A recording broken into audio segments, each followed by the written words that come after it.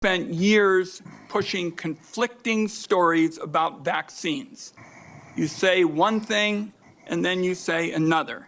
In your testimony today under oath, you denied that you were anti-vaccine. But during a podcast interview in July of 2023, you said, quote, "No vaccine is safe and effective." In your testimony today, in order to prove you're not anti-vax, you note that all your kids are vaccinated.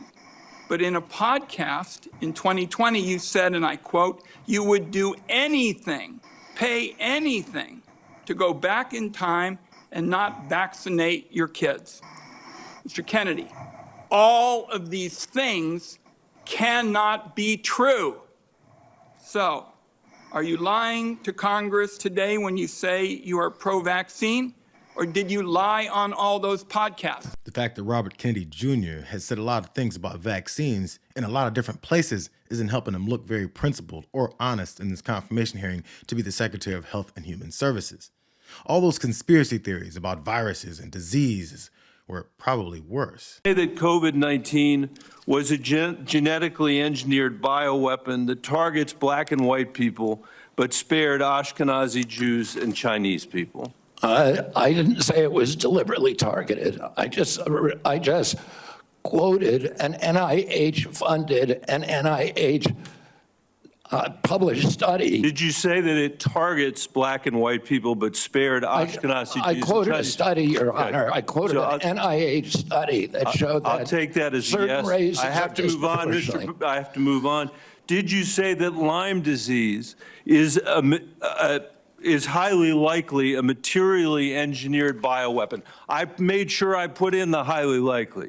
Did you say Lyme disease is a highly likely militarily engineered bioweapon? I probably did say that. Did you say that? And that's what the developer of Lyme I want all of disease our said. colleagues to hear it, Mr. Kennedy. I want them to hear it. You said yes. Did you say that exposure to pesticides causes children to become transgender? No, I never said that. Okay, I have the record that I'll give to the chairman, and he can make his judgment about what you said. Did you write in your book, and it's undeniable, that African AIDS is an entirely different disease from Western AIDS? Yes or no, Mr. Kennedy? I'm not sure if I made that. Okay, I'll give it to the chairman. Sounds like this guy likes to take every opportunity he can find to spread panic or unfounded conspiracies about a multitude of things that affect public health for the sake of promoting himself. But when it comes to a woman's right to her reproductive care, he's got a lot more explaining to do if he wants anyone to believe that he's not simply a puppet of Donald Trump. Did you say on a podcast, and I quote, "I wouldn't leave abortion to the states. My belief is we should leave it to the woman. We shouldn't have the government involved, even if it's full term." Did you say that, Mr. Kennedy? Senator, I believe that every abortion is a tragedy. Did you say it, Mr. Kennedy? This believe matters. It doesn't matter what you come here and say that isn't true, that's not reflective of what you really believe, that you haven't said over decade after decade after decade, because unlike other jobs we're confirming around this place, this is a job where it is life and death for the kids that I used to work for in the Denver public schools and for families all over this country that are suffering from living in the richest country of the world that can't deliver basic health care and basic mental health care to them. It's too important for the games that you're playing, Mr. Kennedy. So since it's impossible to deny or spin his actual beliefs about abortion access to please Trump and MAGA, that attempt to go to the practice talking point that starts with, "I believe every abortion is a tragedy," only when he's cornered with this hypocrisy, might turn both Democrats and Republicans against his nomination. I am really heartened to see that one area where we agree on is on women's reproductive freedom. In your own words, it's not the government's place to tell people what to do with their bodies. You said that, correct? Yeah. Mr. Kennedy, in 2023, you came to New Hampshire and said, quote, "I'm pro-choice. I don't think the government has any business telling people what they can or cannot do with their body." So you said that, right? Yes. Yep. But you also said we need to trust the women to make that choice because I don't trust government to make any choices. You said that too, right? Yes.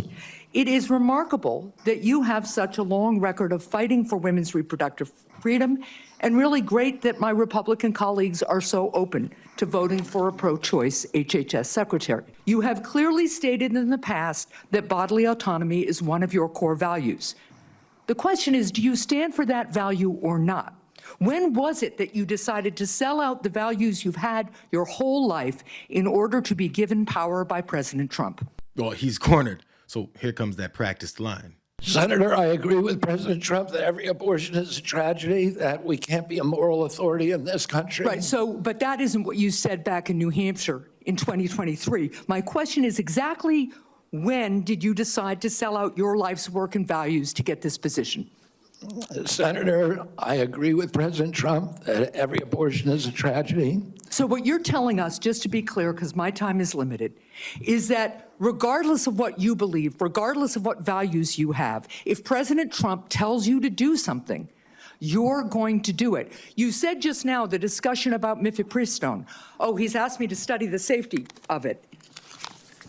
Here are the safety studies that tell us mifepristone is safe and effective. And I asked Mr. Chair that these about 40 studies be admitted to the record by unanimous consent. Without objection. So the studies are there. The safety is proved. The science is there. But what you're telling us is if President Trump orders you to take action to make it harder for women to get direly needed health care, you'll follow his order. If Mr. Trump, as he did yesterday, orders a halt on Medicaid payments that are essential for taking care of people with disabilities all around this country, you're going to follow that order because you are willing to sacrifice your values, your knowledge, if President Trump tells you to do that. It should be disqualifying, whether you worship Donald Trump or not.